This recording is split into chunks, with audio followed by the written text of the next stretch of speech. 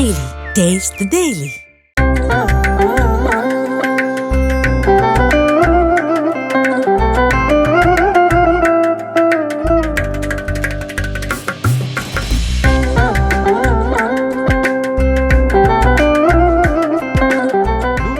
வைணவ தலங்களில் முதன்மையான ஸ்ரீரங்கம் ரங்கநாதர் கோவிலில் ஆண்டுதோறும் பல்வேறு விழாக்கள் நடைபெற்றாலும் வைகுண்ட ஏகாதசி விழா சிறப்பு வாய்ந்ததாகும்.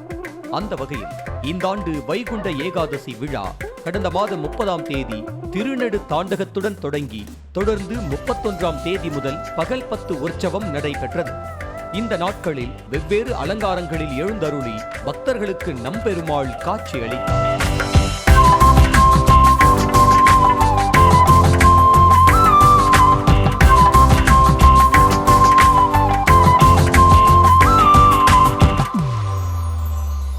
தொடர்ந்து ராபத்தின் முதல் நாளான வைகுண்ட ஏகாதசி விழாவின் முக்கிய நிகழ்வான பரமபத வாசல் எனப்படும் சொர்க்க வாசல் திறப்பை முன்னிட்டு அதிகாலை 4:15 மணியளவில் ரத்தின அங்கி, பாண்டியன் கொண்டை, கிளி மாலை மேலும் பல ஆபரணங்களை அணிந்து கொண்டு மூலஸ்தானத்திலிருந்து புறப்பட்டார் ரங்கநாதர்.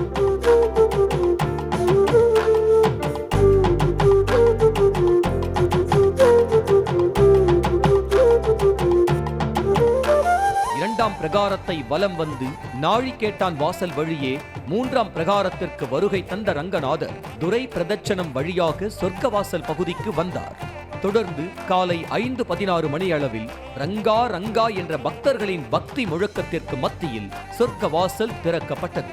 பக்தர்கள் புடைசூழ சொர்க்க வாசலை கடந்து 1000 கால் மண்டபத்தில் உள்ள திருமாமணி மண்டபத்தில் ரங்கநாதர் எழுந்தருளினார்.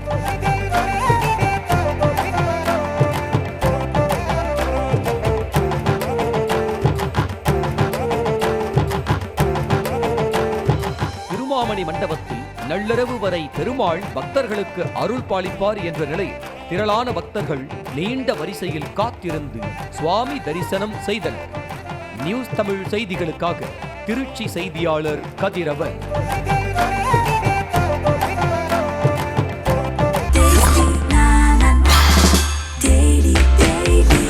Taste Daily. Taste the Daily.